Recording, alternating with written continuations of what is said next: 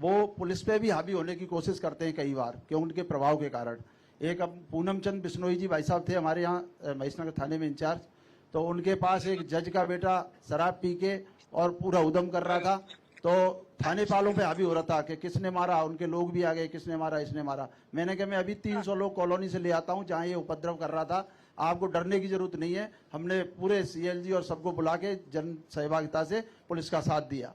ऐसे लगातार हम कार्य करते रहते हैं और पुलिस के साथ पूरा तन मन धन से साथ हैं और पूरा सहयोग करते हैं, पुलिस भी हमको पूरा सहयोग करती है, ऐसा। चलिए, मैं माननीय मुख्यमंत्री जी से चलिए, समय की मर्यादा है, थोड़ा निवेदन करूंगी कि अपना उद्बोधन दें और आशीर्वचन कहें। सर,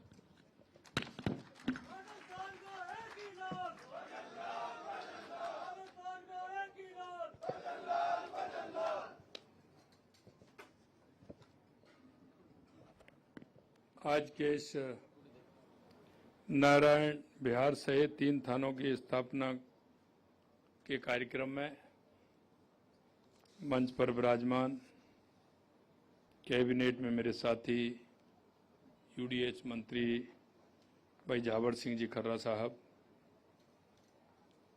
अतिरिक्त मुख्य सचिव गृह श्री भास्कर ए सावंत जी, महानिदेशक पुलिस श्री राजीव शर्मा जी, पुलिस आयुक्त जयपुर श्री बीजू जॉर्ज जोसफ, जिला कलेक्टर जयपुर जितेंद्र कुमार सोनी, पुलिस आयुक्त जयपुर दक्षिण राजऋषि राज जी, एवं मेरे सामने बैठे सभी सीएलजी, सुरक्षा सखी एवं सभी मेरे इस नारायण विहार क्षेत्र में रहने वाले सभी मेरे भाइयों और बहनों, निश्चित रूप से आज ये सांगानेर की आवश्यकता थी और अभी ऐसा नहीं है कि आवश्यकता हमारी पूरी हो गई, क्योंकि सांगानेर क्षेत्र ऐसा है कि ये हर साल इसमें प्रोग्रेस होती है। सबसे ज्यादा अगर निर्माणाधीन मकान होंगे तो इसी में होंगे, आज भी यही है ना, है? सबसे ज्यादा अगर मकान बन रहे होंगे तो इसी क्षेत्र में बन रहे हैं, तो आवश्यकता थी। सांगानेर क्षेत्र बड़ा क्षेत्र है और नारायण विहार सहित पत्रकार कॉलोनी भी उसी में आता है, तो इसकी आवश्यकता को देखते हुए हमने राजस्थान में भी जहां जैसी आवश्यकता है हमने थाने भी खोले हैं, पुलिस चौकी भी खोली है, क्योंकि आपकी सुरक्षा के वचन को निभाना हमारा संकल्प है। और हमने कहा है कि राजस्थान के अंदर किसी भी तरह की अव्यवस्था नहीं हो। लगातार आप देख रहे हैं, जब हमारी 15 दिसंबर 23 को सरकार बनी थी तो 16 दिसंबर को हमने एंटी गैंगस्टर फोर्स और पेपर लीक के लिए एसआईटी का गठन हमने 16 तारीख को किया था। और हमने ये भी कहा था, क्योंकि राजस्थान के अंदर उस समय की स्थिति ऐसी थी, चाहे वो हरियाणा हो, उत्तर प्रदेश हो, मध्य प्रदेश हो, गुजरात हो, जो बदमाश होते थे वो राजस्थान आते थे, आए दिन घटनाएं होती थी। हमने उसी दिन कहा था, या तो बदमाश राजस्थान में आएगा नहीं, अगर आ भी गया तो जाएगा नहीं। और आज लगातार आप देख रहे हैं कि जिस तरह से हमारी पुलिस की मुस्तैदी है, उसका काम भी आपने देखा है। कोई भी ऐसा उदाहरण नहीं है जो 24 घंटे के अंदर अपराधी को नहीं पकड़ा हो। और यही अगर कहें तो पहला काम सुरक्षा व्यवस्था का यही होता है कि किसी भी तरह से उस अपराधी को पकड़ना है। हमारी सर्वोच्च प्राथमिकता कानून का राज और अपराधियों पर कड़ा प्रहार। हमारा स्पष्ट विश्वास है कि विकास तभी संभव है जब समाज में शांति और सुरक्षा का वातावरण होगा। पिछले 2 वर्षों में हमने राजस्थान की पुलिस व्यवस्था को आधुनिक और सशक्त बनाने के लिए कई क्रांतिकारी कदम भी उठाए हैं। लगातार आप देख रहे हैं, प्रभावी पुलिसिंग के लिए 2 अतिरिक्त पुलिस अधीक्षक और 2 पुलिस उपाधीक्षक कार्यालय भी स्थापित किए गए हैं। प्रदेश में 22 नए पुलिस थाने सृजित किए गए हैं और 8 पुलिस चौकियों को थानों में क्रमोन्नत किया गया है।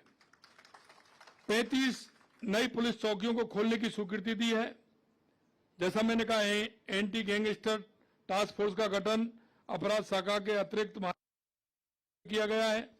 एंटी नारकोटिक्स टास्क फोर्स के गठन के लिए जयपुर में मुख्यालय में एक नया थाना, 9 नई चौकियों की स्थापना के लिए 255 पद अलग से सृजित किए गए हैं। राज्य में 65 एंटी रोमियो स्क्वाड का गठन किया गया है, जो स्कूल, कॉलेज, बाजार, धार्मिक स्थल, मॉल, बस स्टैंड अपराधों को रोकने के लिए सक्रिय है। जहां से जो अपराध होते थे, हम उन स्थानों को भी चिन्हित किया है और उनको चिन्हित करते हुए हमने कहा है कि वहां किसी भी तरह का ऐसा कोई अपराध नहीं हो। 3 महिला बटालियन पद्मिनी, कालीबाई और अमृता देवी का गठन कर 2216 पद हमने उसके लिए स्वीकृत किए हैं, क्योंकि आज आवश्यकता है। अगर महिला बटालियन हमारे पास नहीं होगी तो हमारे जो साइबर के मात्र से नहीं, जो आप देखते हैं जिस तरह के क्राइम होते हैं और बच्चियों को हमारी को बहला फुसला करके जिस तरह से कॉलेज के सामने से, मॉल से जो घटनाएं होती हैं, उन घटनाओं की रोकथाम के लिए हमने किया है। महिला और बच्चियों की सुरक्षा के लिए राज्य में 500 कायल का पेट्रोलिंग यूनिट बनाई गई है। महिला हेल्पलाइन 1090 और राज का ऐप के जरिए शिकायतों का तुरंत निस्तारण किया जाएगा। सभी थानों में अपराधियों को आपराधिक रिकॉर्ड कंप्यूटर कर दिया गया है। गिरफ्तार व्यक्ति और गुमशुदा लोगों की सूची राजस्थान पुलिस वेब पोर्टल पर उपलब्ध कराई जा रही है। पुलिस का रेस्पॉन्स टाइम बेहतर बनाने के लिए 25 इंटरसेप्टर वाहन, 750 मोटरसाइकिल और 500 पुलिस मोबाइल यूनिट वाहन उपलब्ध कराए गए हैं। हमने कहा था कि हमारे पुलिस के जब तक हाथ पैर मजबूत नहीं होंगे, उसके बाद आधुनिक संयंत्र अगर उनके पास नहीं होंगे, तो अपराधियों में कैसे अपनी पकड़ बनाएंगे अपराधियों के लिए।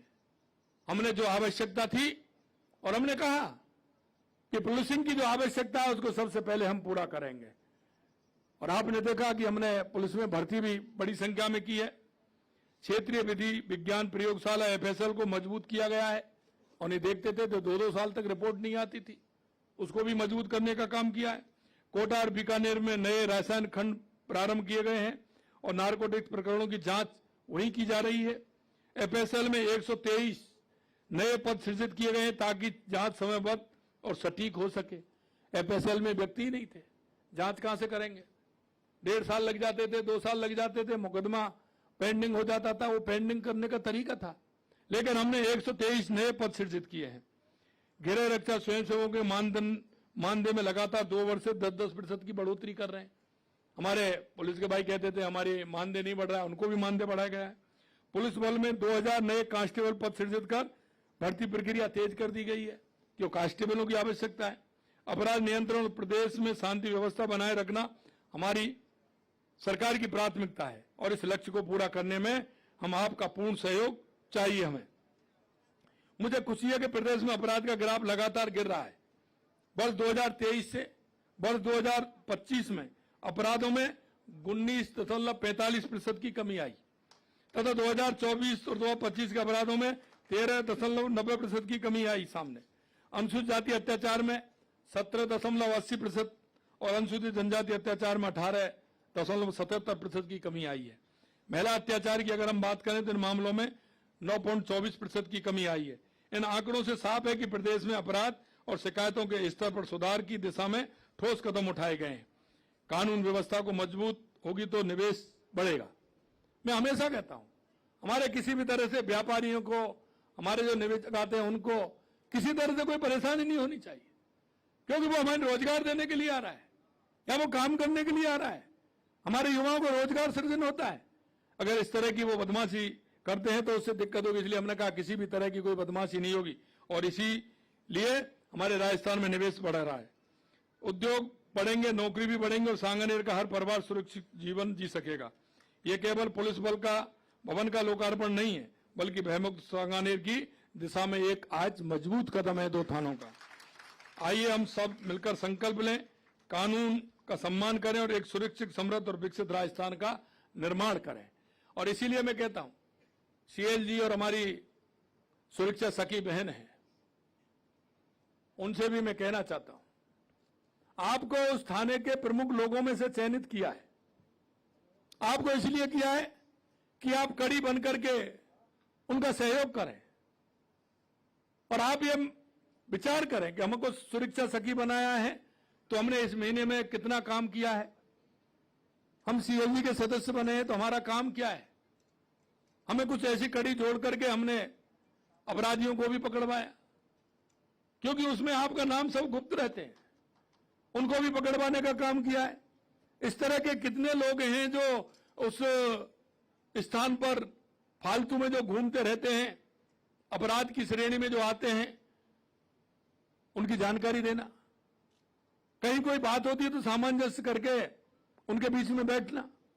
कई पारिवारिक किसी प्रकार के अगर झगड़े आते हैं तो उनमें समझाइश करना। सीएलजी और सुरक्षा सखियों का काम यह है।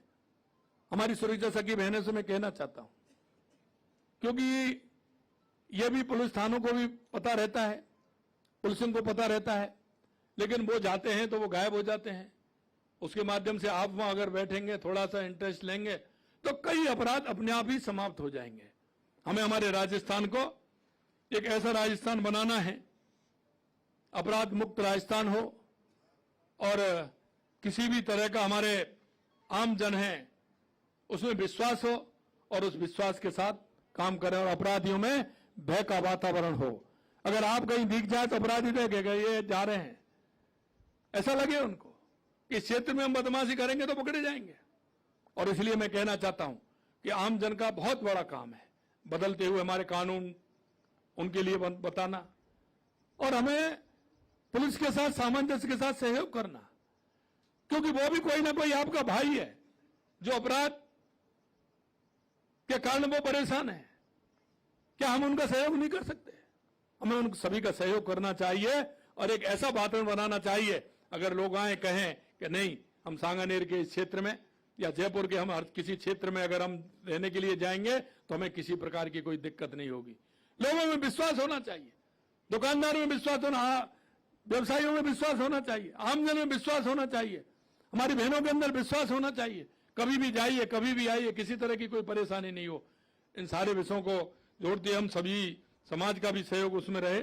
मैं आज के अवसर पर इतना ही कहना चाहता हूं कि जो राजस्थान में जब हम जनता के बीच में गए थे और हमने जो संकल्प लिया था, निश्चित रूप से हम कहेंगे आपसे कि राजस्थान में सुरक्षा की दृष्टि से जो हमने संकल्प लिया है, हमारी सरकार उसको पूरी तरह से पूरा करेगी।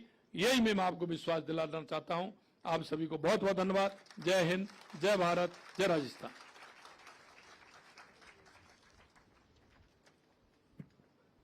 अब मैं हमारे कमिश्नर सर से निवेदन करूंगी कि वोट ऑफ थैंक्स के लिए पधारें, धन्यवाद ज्ञापित करें। सर।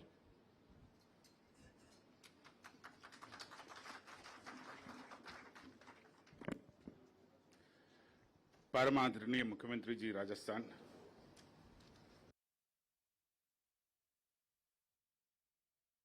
You call yourself